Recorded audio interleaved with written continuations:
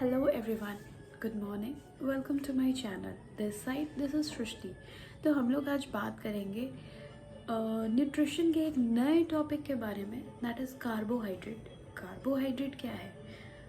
अगर हम लोग केमिकली बात करें तो कार्बोहाइड्रेट का फॉर्मूला होता है C6H12O6। हालांकि जहाँ पे केमिकल्स ये सारी चीज़ें आती हैं तो दिमाग थोड़ा सा ऐसा हो जाता है कि भाई नहीं, ठीक है। तो हम लोग बहुत इजी वे में इसको पढ़ेंगे। तो हाँ, तो बात हम लोग इसलिए कर रहे थे केमिकल फार्मूला की। तो एक पॉइंट तो क्लियर है कि अगर कार्बोहाइड्रेट के फॉर्मूले में कार्बन आ रहा है, इसका मतलब ये क्या है? ऑर्गेनिक है। अगर कार्बन नहीं होता तो इनऑर्गेनिक है ना। एक तो ये हम जानते हैं इस बारे में, और दूसरी बात कि ये एक मैक्रो न्यूट्रिएंट है। हमने दो टाइप का न्यूट्रिएंट पढ़ा ना, माइक्रो न्यूट्रिएंट है, मैक्रो न्यूट्रिएंट। ये क्या है? Macro nutrient. क्यों? क्योंकि हम टोटल जितना भी खाना खाते हैं तो उसका 60 to 80% कार्बोहाइड्रेट होता है। क्योंकि हम जानते हैं कि अप्रॉक्स 7 to 15% हम प्रोटीन खाते हैं, जो कि हमारे tissue repair, building block, cells के ग्रोथ, ये सारी चीज़ों में हेल्प करते हैं। और जो फैट्स है वो हम खाते हैं हार्डली 20 to 30%, जो कि हमको फैट से क्या होता है, हमको प्रोटेक्शन मिलता है, टेम्परेचर रेगुलेट होता है हमारे बॉडी का। तो बचा कार्बोहाइड्रेट, तो जो हम सबसे ज़्यादा अमाउंट में खाते हैं, बल्क में खाते हैं। क्यों? क्योंकि ये हमको क्या करती है, काम करने के लिए एनर्जी कहाँ से आएगा? तो वो कार्बोहाइड्रेट से आएगा, है ना। तो यही है कार्बोहाइड्रेट। और आगे चल के इसको हम लोग और डिटेल में देखते हैं कि क्या है कार्बोहाइड्रेट। बहुत इजी और सिंपल वे में हम इसको समझेंगे, क्योंकि हम न्यूट्रिशन पढ़ रहे हैं तो हम कि भाई डेली हमें कितना कार्बोहाइड्रेट खाना चाहिए। 1 ग्राम कार्बोहाइड्रेट में 4 किलो कैलोरीज एनर्जी आती है। और कितना खाना चाहिए, क्या क्या सोर्सेस हैं और क्या फंक्शन है कार्बोहाइड्रेट का, यही तो हमें जानना है। ठीक है, तो let's not make carbohydrate a very complex topic like in biochemistry. ठीक है, पास हो जाएंगे हम सभी न्यूट्रिशन पढ़ के भी। And competitive exam point of view से भी देखा जाए तो कार्बोहाइड्रेट्स, आई मीन न्यूट्रिशन से ज़्यादा क्वेश्चन रहते हैं। ठीक है, okay, so there is nothing to worry. Let's see what is carbohydrates. Hello everyone. Okay, तो हम लोग पढ़ रहे थे कार्बोहाइड्रेट। कार्बोहाइड्रेट जो है न्यूट्रिशन का एक बहुत ही इम्पॉर्टेंट पार्ट है, क्योंकि न्यूट्रिशन हम लोग पढ़ रहे हैं तो ऑब्वियस सी बात है कि हम क्या खा रहे हैं, हम उस चीज़ के बारे में बात कर रहे हैं ना। तो कार्बोहाइड्रेट जो है वो एक हमारा 80% खाना जो हम खाते हैं वो क्या है, कार्बोहाइड्रेट ही तो है। तो उसी कार्बोहाइड्रेट के बारे में हम बात कर रहे हैं। तो कार्बोहाइड्रेट जो है ये मैक्रो न्यूट्रिएंट है। हमने पहले यूनिट में भी डिस्क्राइब किया है कि मैक्रो न्यूट्रिएंट क्या होता है। वो न्यूट्रिशन जो हम बल्क अमाउंट में खाते हैं वो होता है मैक्रो न्यूट्रिएंट, जैसे कि कार्बोहाइड्रेट, फैट्स, प्रोटीन्स। और जो हम बहुत थोड़े अमाउंट में खाते हैं जैसे कि विटामिन और मिनरल, वो होता है माइक्रो न्यूट्रिएंट। तो ये था ये है, और ये एक मेजर न्यूट्रिएंट है ना। यानी कि 80% जो हमारा खाना होता है वो क्या है, एक तरह से कार्बोहाइड्रेट हम खा रहे हैं, और ये एक ऑर्गेनिक कंपाउंड है।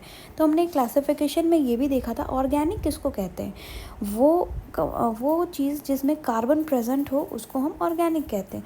तो जो कार्बोहाइड्रेट है उसका फॉर्मूला ही होता है C6H12O6। तो ऑब्वियस सी बात है, इसमें C for carbon, H for hydrogen, O से ऑक्सीजन, है ना। तो यहाँ पे कार्बन प्रेजेंट है, इस वजह से ये क्या है, ऑर्गेनिक है। और ये जो है one of the 3 main source of energy, यानी कि कार्बोहाइड्रेट, फैट्स और प्रोटीन जो होता है उसमें से ये वाला जो है सबसे ज़्यादा क्या है, इम्पॉर्टेंट है। तो कार्बोहाइड्रेट जो होता है, अब क्लासिफिकेशन की अगर बात करें तो जो कार्बोहाइड्रेट होता है वो नॉर्मली जो है 2 टाइप का होता है। एक होता है सिंपल कार्बोहाइड्रेट और एक होता है कॉम्प्लेक्स कार्बोहाइड्रेट। ठीक है, तो सिंपल कार्बोहाइड्रेट में जो है 2 टाइप के होते हैं, एक होता है मोनोसैकेराइड, एक होता है डाइसैकेराइड।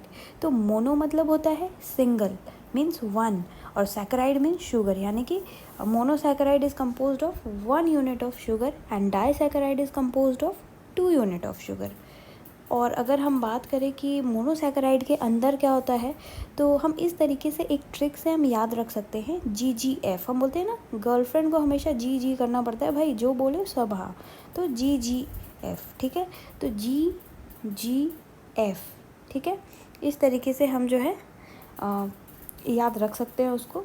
ठीक है,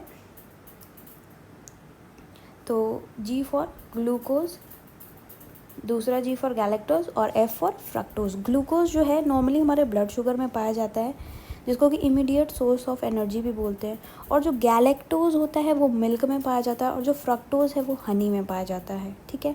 तो ग्लूकोज जो है सबसे ज़्यादा सिंपलेस्ट यूनिट होता है, ये हम जानते हैं, हम सब शुरू से पढ़ते आ रहे हैं, है ना। और अब बात करते हैं डाइसैकेराइड। तो ये जो है 2 यूनिट ऑफ शुगर से बना है। तो ऑब्वियस सी बात है, इसके अंदर क्या होता है, एक ट्रिक है इसका, हम इस तरीके से इसको याद रख सकते हैं, S, M और L, ठीक है। S for sucrose, M for maltose, L for lactose. तो जो सुक्रोज है हमारा, सुक्रोज कैसे बना है, ग्लूकोज, सारे में आप एक चीज़ देखोगे कि ग्लूकोज कॉमन है ना। ये जो ग्लूकोज है, ये ग्लूकोज आप देखोगे कॉमन है, पर क्योंकि ये डाइसैकेराइड है, यानी कि इसके साथ एक और शुगर का यूनिट जुड़ा हुआ है, तो ग्लूकोज तो एक यूनिट है, तो दूसरा यूनिट क्या है, तो जैसे कि सुक्रोज को बनने के लिए फ्रक्टोज लगा, ठीक है, लैक्टोज को बनने के लिए ग्लूकोज के साथ गैलेक्टोज लगा, और माल्टोज के साथ ग्लूकोज ही लगा। यानी कि हम कह सकते हैं लैक्टोज के लिए ग्लूकोज प्लस गैलेक्टोज क्या बनाता है, लैक्टोज। सुक्रोज कैसे बनता है, तो ग्लूकोज प्लस फ्रक्टोज। माल्टोज कैसे बनता है, ग्लूकोज प्लस ग्लूकोज। तो ये हम ट्रिक से हम याद रख सकते हैं कि मोनोसैकेराइड में क्या होता है, GGF, यानी ग्लूकोज गैलेक्टोज फ्रक्टोज। और डाइसैकेराइड में क्या होगा, SML, मैंने बोला था, स्मॉल को शॉर्टकट में कैसे लिख सकते हैं, SML, ठीक है, जैसे हम लोग व्हाट्सएप पे चैट करते हैं ना। तो S for sucrose, M for maltose, L for lactose. अब बात करते हैं ओलिगोसैकेराइड की। तो ओलिगोसैकेराइड क्या होता है, ओलिगोसैकेराइड क्या है, वो जो है 3 से 10 यूनिट ऑफ शुगर से ये बना होता है। ये क्या है, कॉम्प्लेक्स कार्बोहाइड्रेट में आता है, 3 से 10 यूनिट शुगर से ये बना होता है, ठीक है। और इसमें रैफिनोज, स्टैचियोज, ये सारी चीज़ें इसमें आती हैं। और जो पॉलीसैकेराइड होता है, पॉलीसैकेराइड जो है, इसका नाम से ही क्लियर है कि ये बहुत ज़्यादा, poly means many, saccharide means sugar, यानी कि 10 से ज़्यादा शुगर जो है एक साथ इसमें क्या होंगे, अटैच्ड होंगे। तो इसमें क्या क्या आता है हमारा, ग्लाइकोजन, स्टार्च, डाइट्री फाइबर, ठीक है। तो हालांकि अब हम लोग बाद में डिस्कस करेंगे कि जैसे ग्लाइकोजन क्या होता है, कोई भी चीज़ हमारे बॉडी में स्टोर होता है, जैसे हमारे मसल्स में, फैट्स में, तो वो किस फॉर्म में होता है, ग्लाइकोजन के फॉर्म में होता है ना। ग्लूकोज किस फॉर्म में स्टोर होता है, तो ग्लाइकोजन के फॉर्म में। तो अब हम लोग थोड़ा डिटेल में बात करते हैं, हमने किसके बारे में पढ़ा था, मोनोसैकेराइड के बारे में, करेक्ट। तो मोनोसैकेराइड के बारे में अब थोड़ा डिटेल में देखें। मोनोसैकेराइड क्या है, 1 यूनिट ऑफ शुगर है, और कॉमन, सबसे ज़्यादा कॉमन मोनोसैकेराइड क्या होता है, ग्लूकोज, फ्रक्टोज और गैलेक्टोज। मैंने पहले ही बोला, ये ट्रिक से GGF, इससे आप याद रख सकते हैं। और ग्लूकोज क्या होता है कि हमारा प्राइमरी सोर्स ऑफ एनर्जी है। जैसे बोलते हैं ना, अगर हमने व्रत किया हुआ है तो भाई तुरंत से क्या करो, चीनी पानी पी लो या ग्लूकोज पी लो, एनर्जी आ जाएगा। तो ये क्या है, प्राइमरी सोर्स ऑफ एनर्जी है, और ये यूजुअली फ्रूट्स, ग्रेप्स, ऑरेंज, ये सब में पाया जाता है। और जो भी चीज़ें हम खाते हैं, जो भी हमें चाहिए, जो भी चीज़ हम खाते हैं, वो सबसे पहले क्या होता है, ग्लूकोज में कन्वर्ट होता है, ठीक है। और तब जाके वो क्या होता है, बॉडी द्वारा यूटिलाइज होता है, ठीक है। बात करते हैं फ्रक्टोज की। तो ये क्या होता है, स्वीटेस्ट होता है नेचर में, और ये फ्रूट्स और हनी में पाया जाता है। स्वीटनर की तरह इसे यूज़ किया जाता है बहुत सारे सिट्रस ड्रिंक में। एंड 20% ऑफ कार्बोहाइड्रेट जो हम खाते हैं, उस कार्बोहाइड्रेट का 20% ये फ्रक्टोज होता है। फिर बात करते हैं गैलेक्टोज की। तो ये अलोन नेचर में अकर करता है, और जब ये ग्लूकोज के साथ लिंक हो जाता है तब जाके ये लैक्टोज फॉर्म करता है, जो कि डाइसैकेराइड है, जैसा कि हमने देखा। और ये मेटाबोलाइज होता है लिवर में, है ना। तो इसीलिए जब हम गैलेक्टोज टॉलरेंस टेस्ट करते हैं तो उसमें हम यही देखते हैं कि लीवर में अगर मेटाबोलाइज हो रहा है, इसका मतलब है कि लीवर हमारा क्या हो रहा है, काम कर रहा है ना। फिर हम देखते हैं डाइसैकेराइड। तो ये क्या होता है, 2 मोनोसैकेराइड को जोड़ेंगे तो डाइसैकेराइड बनेगा। जैसे कि हमने देखा, इसका ट्रिक था SML, है ना, सुक्रोज, माल्टोज और लैक्टोज। तो सुक्रोज क्या है भाई, सुक्रोज है शुगर केन से ये एक्सट्रैक्ट होता है यूजुअली, या फिर शुगर बीट से भी, ठीक है। और इसका केमिकल नेम क्या है, ग्रैन्युलेटेड और टेबल और रिफाइंड शुगर के नाम से भी हम इसको जानते हैं। Table sugar, cane sugar, white sugar, हम लोग ऐसे भी बोल सकते हैं, ठीक है। और ये गैलेक्टोज और फ्रक्टोज मिलके क्या बनाता है, सुक्रोज, ठीक है। गैलेक्टोज और फ्रक्टोज मिलके क्या बनाता है, सुक्रोज। फिर हम बात करते हैं,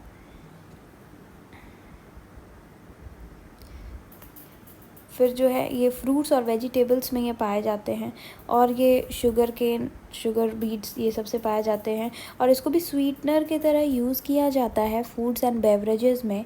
एंड जब डाइजेशन होता है तो सुक्रेज नाम का एंजाइम जो है रिलीज़ होता है हमारी बॉडी से, जिसको कि हम इन्वर्टेज नाम से भी जानते हैं, जो कि क्या करता है, सुक्रोज को क्या करता है, डाइजेस्ट करता है। हम लोग बाद में डाइजेशन देखेंगे, ठीक है, तो उसमें हम पढ़ेंगे। माल्टोज क्या है, तो ग्लूकोज प्लस ग्लूकोज मिल के क्या बनाता है, माल्टोज। और ये जर्मिनेटिंग ग्रेन्स में ज़्यादा पाया जाता है। और डाइजेशन में जो है माल्टोज के डाइजेशन के लिए एक एंजाइम चाहिए होता है जिसका नाम है माल्टेज, और इसका नाम दूसरा नाम है माल्ट शुगर, ठीक है। लैक्टोज की बात करें तो ये नेचुरली मिल्क में ही पाया जाता है, या फिर कोई भी मिल्क प्रोडक्ट्स में हमें ये लैक्टोज देखने को मिलेगा। ग्लूकोज और गैलेक्टोज मिल करके क्या बनाया, लैक्टोज, और इसको हम मिल्क शुगर भी कहते हैं, है ना। और ये जो है मेमोरी ग्लैंड्स में सिंथेसाइज होते हैं, और जब भी लैक्टेशन वगैरह होता है तो फिर ये मिल्क में जो है सिक्रीट हो जाता है। जब भी लैक्टेशन कराती है फीमेल तो उनके मिल्क में जो है ये सिक्रीट हो जाता है। और डाइजेशन के लिए, लैक्टोज के डाइजेशन के लिए एक लैक्टेज नाम का एंजाइम प्रेजेंट होता है ना।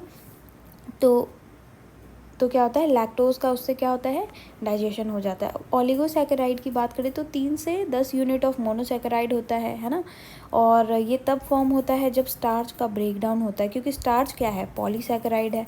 तो बहुत सारे वो hundreds and thousands of glucose link किए हुए होते हैं, तो जब वो टूटता है तब जाके ये क्या बनता है, स्टार्च का ब्रेक डाउन होता है, तब जाके ये ओलिगोसैकेराइड बनता है। और हम सभी जानते हैं ये क्या है, 3 से 10 यूनिट ऑफ शुगर, तो ऑब्वियसली कम ही होगा ना। तो रैफिनोज, स्टैच्यूज, जैसे कि ये किस में पाया जाता है, अनियन में, वीट में, बार्ली में, बनाना में, है ना। और कॉमनली फाउंड कहाँ पाया जाता है, तो प्लाज्मा मेम्ब्रेन में। एनिमल सेल्स जो होते हैं, सेल्स का जो ये बाहर वाला जो लेयर होता है, इसको हम कहते हैं प्लाज्मा मेम्ब्रेन, ठीक है।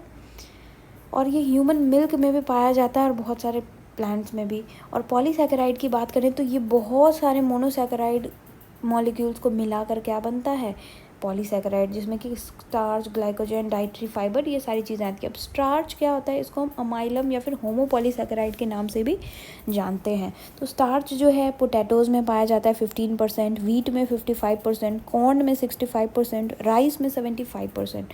तो ये वो सारे चीज़ें हैं जो उसमें पाया जाता है। और अगर स्टार्च जो है एक्चुअली में वो क्या है, मिक्सचर है 2 पॉलीमर का, है ना। तो वो 2 पॉलीमर क्या है, एमाइलोज और एमाइलोपेक्टिन। लीनियर पॉलीसैकेराइड होते हैं इसमें, और ये ब्रांच चेंज्ड पॉलीसैकेराइड होते हैं। अगर इसका हाइड्रोलाइसिस करके देखें कि किस तरीके से ये ब्रेक डाउन होता है, तो स्टार्च जो है पहले डेक्सट्रीन में कन्वर्ट होता है, डेक्सट्रीन माल्टोज में, और फिर वो माल्टोज ग्लूकोज में कन्वर्ट होता है। हमने पहले ही देखा था कि किसी भी प्रोडक्ट, कोई भी प्रोडक्ट है, चीज़ है, तो वो लास्ट में क्या होगा, ग्लूकोज में वो ब्रेक डाउन होना ही होना है। सिंपलेस्ट फॉर्म क्या है, ग्लूकोज है, तो वो उसमें होगा ही। और स्टार्च जो है, इसमें स्टार्च जो है मोस्ट कॉमनली जो है breads, pancake, cereals, noodles, pasta, ये सब में पाया जाता है। अब अगर हम बात करते हैं किसकी, ग्लाइकोजन। तो ग्लाइकोजन क्या होता है, तो बॉडी स्टोर करता है जो भी एक्सेस कार्बोहाइड्रेट होता है, वो उसको किस फॉर्म में स्टोर करता है, ग्लाइकोजन के फॉर्म में। लेकिन कहाँ, लीवर और मसल्स में। जो भी एनर्जी, जैसे कि अगर हम भूखे रहते हैं या फास्टिंग में रहते हैं, तो ये ग्लाइकोजन ही है जो बाद में क्या होता है, यूटिलाइज होता है, क्योंकि ग्लूकोज जो है ग्लाइकोजन के फॉर्म में हमारे बॉडी में स्टोर हो जाता है। कहाँ, लीवर और मसल्स में। तो वही है कि फास्टिंग के टाइम पे ये जब हमें एनर्जी चाहिए होता है, तो फिर यही ग्लाइकोजन ग्लूकोज बन के हमें एनर्जी देता है। और डाइटरी फाइबर की बात करें तो ये जो है इनडाइजेस्टेबल कार्बोहाइड्रेट होते हैं, और ये प्लांट्स में ही पाए जाते हैं। और ये 2 टाइप के होते हैं, सॉल्युबल और इनसॉल्युबल। सॉल्युबल में पेक्टिन एंड गम्स होंगे, इनसॉल्युबल में सेल्यूलोज एंड हेमीसेल्यूलोज होंगे। फाइबर्स जो है डाइजेस्टेड, हमारी बॉडी जो है फाइबर्स को डाइजेस्ट नहीं कर सकती, इसलिए वो हमारे फीसेस के थ्रू, यानी कि स्टूल, यानी कि पॉटी जो है हमारी, उसके थ्रू ये बाहर आ जाती है, ठीक है। अगर हम हेल्थ बेनिफिट्स की बात करें तो डाइटरी फाइबर के बहुत सारे बेनिफिट्स हैं, जैसे कि ये हमें पेट भरे रहने का आभास कराती है, कॉन्स्टिपेशन से छुटकारा दिलाती है, बहुत सारे डिजेनरेटिव डिजीज़ जैसे कि कोलोन कैंसर, उससे छुटकारा दिलाती है, हमारे बैड कोलेस्ट्रॉल को रिड्यूस करती है। बैड कोलेस्ट्रॉल क्या है, तो लो डेंसिटी लिपोप्रोटीन, जो कि यूजुअली हमारे बॉडी में क्या करते हैं, ब्लॉकेजेस। अगर ये हमारा मान लेते हैं कि ये हमारा ब्लड वेसल है, तो उसमें ये कहीं ना कहीं जाके डिपॉजिट हो जाती है और वहाँ पे क्या करती है, होते होते होते होते यहाँ पे ब्लॉकेज का काम करती है। तो इसीलिए उसको हम बैड कोलेस्ट्रॉल बोलते हैं। और जैसे ही ये होगा तो इससे हमें हार्ट प्रॉब्लम होने के चांसेस हैं, तो हार्ट डिजीज़ हमें हो सकता है। तो ये बैड कोलेस्ट्रॉल को ये क्या करती है, रिमूव करती है। और इसमें कैलोरीज भी बहुत कम होते हैं और ओबेसिटी होने के भी चांसेस बहुत कम होती है।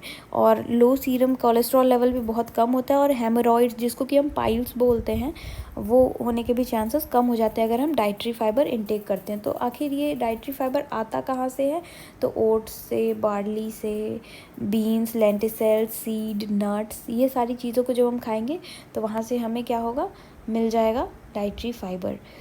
अब हम बात करते हैं गुड कार्बोहाइड्रेट और बैड कार्बोहाइड्रेट की। तो गुड और बैड में बस यही फ़र्क है तो वो कार्बोहाइड्रेट ही, लेकिन जो गुड कार्बोहाइड्रेट होते हैं वो ग्रेन्स, वेजिटेबल्स, बीन्स, लेग्यूम्स, ये सारी चीज़ें पाए जाते हैं। और ये जो बैड कार्बोहाइड्रेट है वो बेसिकली रिफाइंड शुगर होते हैं। जो नॉर्मल वाइट शुगर होता है ना, उसको हम बैड कार्बोहाइड्रेट, जैसे कि pastry, white sugar, Honey, fruits, juices, soda, बहुत सारी जो भी highly processed food, white bread, white flower यानी मैदा, ये सब में पाए जाते हैं। और जो गुड कोलेस्ट्रॉल होते हैं वो टाइम लगता है उसको डाइजेस्ट होने में, it takes longer to digest. यानी कि इसका मतलब ये हुआ कि अब देखिए, अगर आप कुछ खा रहे हैं, आपको जितना ज़्यादा देर तक आपका पेट भरा रहेगा, it means that is good. अब अगर आपका पेट तुरंत वो डाइजेस्ट हो जाएगा, जैसे कि बैड कार्बोहाइड्रेट, तो फिर आपको भूख लगेगी, फिर आप और खाएंगे, तो इस तरीके से तो आपको मोटापा हो जाएगा ना ज़्यादा खाने से। इसीलिए गुड कार्बोहाइड्रेट्स होते हैं वो जल्दी डाइजेस्ट नहीं होते हैं, जो बैड होते हैं वो बहुत जल्दी डाइजेस्ट हो जाते हैं। और ये कैलोरी में भी लो होते हैं, तो बैड वाले हाई होते हैं। ये हाई इन न्यूट्रिएंट होते हैं तो ये लो इन न्यूट्रिएंट, ये लो इन सोडियम तो ये हाई इन सोडियम। इसमें फ़ैट लो होता है तो इसमें फ़ैट हाई होता है, इसमें फ़ाइबर हाई होता है तो इसमें फ़ाइबर लो होता है, इसमें कोलेस्ट्रॉल नहीं होता है पर इसमें होता है। तो यही था डिफरेंस गुड कार्बोहाइड्रेट और बैड कार्बोहाइड्रेट में। अब हम नेक्स्ट बात करते हैं कैलोरीफिक वैल्यू की। आखिर जो कार्बोहाइड्रेट है हमें कितना रेकमेंडेड कितना है, जितना हमें खाना चाहिए, यानी कि जो 1 ग्राम कार्बोहाइड्रेट कितना हीट रिलीज़ करता है, कितना एनर्जी हमें देता है। तो 1 ग्राम कार्बोहाइड्रेट हमें 4 किलो कैलोरीज़ हमें एनर्जी देता है। तो अगर हम उस हिसाब से देखें तो हमारा जो डाइट है वो हमको 1800 कैलोरीज़ जो है हमें प्रोवाइड करता है, ठीक है। तो यानी कि 200 से 300 ग्राम कार्बोहाइड्रेट जो है हमको 1800 कैलोरीज़ देगा। अगर कोई डायबिटिक है तो वो 200 ग्राम से ज़्यादा नहीं खाएगा, और अगर कोई प्रेग्नेंट लेडी है तो वो कम से कम 175 ग्राम एटलीस्ट पर डे वो खाएंगी। और डाइटरी सोर्स की बात करें तो हमें मिल्क, योगर्ट, आइसक्रीम में हमें मिल जाता है। फिर फ्रूट्स में हमें बहुत सारे fruit juices, bread, rice, cereal, grains, beans, pulses, starchy vegetable, जेल बोले तो potato, corn, soda, candy, cookies, ये सारे में कार्बोहाइड्रेट्स पाए जाते हैं, ठीक है। और बात करते हैं फंक्शन ऑफ कार्बोहाइड्रेट की, तो ये ब्रेन हेल्थ के लिए बहुत इजी होता है, क्योंकि जैसे ही हम खाते हैं इससे it is a quick source of energy, हमें बहुत जल्दी एनर्जी मिलता है। और ये हमारे मूड और मेमोरी को भी बहुत ज़्यादा इन्फ्लुएंस करता है, वेट लॉस में हेल्प करता है। लेकिन अगर हम गुड कार्बोहाइड्रेट खाएं तो बैड कार्बोहाइड्रेट हमेशा हमें फैटी बनाएगा और ओबेसिटी बढ़ाएगा हमारे बॉडी में, ठीक है। तो अगर हम राइट अमाउंट में कोई चीज़ खाते हैं तभी वो हमें, और अगर उसमें फाइबर भी होगा तभी हमारे लिए वो वेट लॉस या फिर उसमें हेल्प करेगा, ठीक है। और ये गुड सोर्स होता है न्यूट्रिएंट का, न्यूट्रिशन अच्छा मिलता है और कोलेस्ट्रॉल को लोअर करने में हेल्प करता है, हार्ट हेल्थ का ध्यान रखता है हमारे हार्ट का। चीपेस्ट है, बहुत इजीली अवेलेबल है, ज़्यादा महंगा नहीं है, सब लोग अफोर्ड कर सकते हैं, खा सकते हैं। और अगर रफेज और फाइबर की बात करें तो ये भी पाया जाता है ना। और डाइजेशन की अगर हम बात करते हैं तो ये माउथ में डाइजेस्ट होता है, और स्मॉल इंटेस्ट ये माउथ में धीरे धीरे ओलिगोसैकेराइड, डाइसैकेराइड में, और फिर स्टोमक में जो है ये फिर बहुत सारे गैस्ट्रिक जूसेस से पास होता है, और फिर तब स्मॉल इंटेस्टाइन में आता है, तब जाकर ये बहुत सारे, तब धीरे धीरे ये और ब्रेक डाउन होकर फिर धीरे धीरे ये एब्जॉर्ब हो जाता है। और अगर हम स्टोरेज की बात करें तो ग्लाइकोजन के फॉर्म में ये स्टोर हो जाता है बॉडी में। और अगर कार्बोहाइड्रेट की डेफिशिएंसी हो तो प्रोटीन, एनर्जी, माल न्यूट्रिशन देखने को मिलेगा। और अगर हम बहुत ज़्यादा कंज्यूम कर ले तो बॉडी वेट इंक्रीज़ मिलेगा, ओबेसिटी होने के चांसेस है। जैसे कि अगर हम लगातार बैड कार्बोहाइड्रेट खाते हैं तो उससे हो सकता है। और अगर हम अब हम बात करते हैं डाइजेशन, थोड़ा डिटेल में अगर हम डाइजेशन की बात करें तो डाइजेशन जो है हमारे बॉडी में वो 2 टाइप का होता है, एक होता है केमिकल, एक होता है मैकेनिकल। तो जो मैकेनिकल डाइजेशन क्या होता है, जैसे कि हम किसी खाने को च्यू कर रहे हैं, जो प्रोसेस है खाने को हमने मुंह में लिया और फिर हम उसको च्यू कर रहे हैं, धीरे धीरे वो पेरिस्टालसिस मूवमेंट होके जो वो पेट में जा रहा है, तो ये क्या है मैकेनिकल डाइजेशन। और केमिकल क्या है, बहुत सारे एंजाइम्स के थ्रू आना, जैसे हमने पहले एंजाइम्स का नाम पढ़ा, सुक्रेज, लैक्टेज, माल्टेज, तो ये और सलाइवा जो है ये क्या करेगा, केमिकल डाइजेशन का काम करेगा। तो जैसे ही हम खाने को इंजेस्ट करते हैं यानी कि मुंह में लेते हैं, वो ओरल कैविटी में जाता है, और ओरल कैविटी बोले तो जैसे कि रोटी चावल हम लोग जो भी खाते हैं तो वो क्या है, पॉलीसैकेराइड है। वो धीरे धीरे क्या होगा, हमने उसको चबा चबा के क्या किया, डाइसैकेराइड में कन्वर्ट किया, कुछ डाइसैकेराइड में हुआ, कुछ मोनो में रह गया, कुछ ओलिगो ही रह गया, है ना। तो उस पर क्या हुआ, सलाइवा एक्ट करता है। सलाइवा है हमारे मुंह में, जिसको कि हम सलाइवरी अमाइलेज या फिर टाइलिन के नाम से भी जानते हैं। वो जैसे ही क्या होता है, वो आता है, वो क्या करता है, पॉलीसैकेराइड को डाइसैकेराइड में कन्वर्ट कर देता है, ठीक है। और जैसे ही ये डाइसैकेराइड में कन्वर्ट होता है, फिर भी कुछ जो है फिर भी जो रोटी चावल हमने जो भी खाया है वो पॉलीसैकेराइड रह ही जाता है। तो फिर क्या होता है, ये हमारे स्टमक में जाता है, तो फिर ये जो डाइसैकेराइड जो भी था स्टमक में, अब ये धीरे धीरे स्मॉल इंटेस्टाइन में जाता है। जैसे ही ये स्मॉल इंटेस्टाइन में जाता है तो हमारे स्मॉल इंटेस्टाइन में पैनक्रियाटिक जूस हैं, बोले तो जो कि पैनक्रियाटिक अमाइलेज रिलीज़ करते हैं, और ये सारे डाइसैकेराइड को जो है कन्वर्ट कर देते हैं माल्टेज, मतलब ये सारे चीज़ को वो जो है मोनोसैकेराइड में कन्वर्ट कर देते हैं। जैसे कि माल्टेज जो है, सुक्रोज जो है और लैक्टोज जो है, माल्टोज पे माल्टेज एंजाइम रिएक्ट करता है, और सुक्रोज पे सुक्रेज और लैक्टोज पे लैक्टेज रिएक्ट करता है, और सबको मोनोसैकेराइड में कन्वर्ट कर देता है। और जो ये मोनोसैकेराइड है ये भी धीरे धीरे क्या होता है, ये धीरे धीरे कन्वर्ट ऑल मोनोसैकेराइड, ठीक है। ये मोनोसैकेराइड में जो स्मॉलेस्ट फॉर्म है उसमें कन्वर्ट हो गया, तो ऑब्वियस ही बात है अब ये क्या होगा, एब्जॉर्ब होगा, है ना। ऑब्जॉर्ब होगा तो ब्लड में जाएगा तो यूटिलाइज होगा, और स्टोर अगर एक्स्ट्रा बच गया तो वो स्टोर होगा किस फॉर्म में, ग्लाइकोजन के फॉर्म में, कहाँ पे, लीवर और मसल्स में। तो यही था हमारा डाइजेशन ऑफ कार्बोहाइड्रेट। तो हमने पढ़ लिया कार्बोहाइड्रेट के बारे में। If you are facing any issues या आपको कोई इश्यूज़ हैं, प्रॉब्लम्स हैं, तो you can directly comment down in the comment box and then your problem will be resolved. Thank you, and just tell me what did you like in the video and what you did not, so that improvements can be made on that basis. Thank you.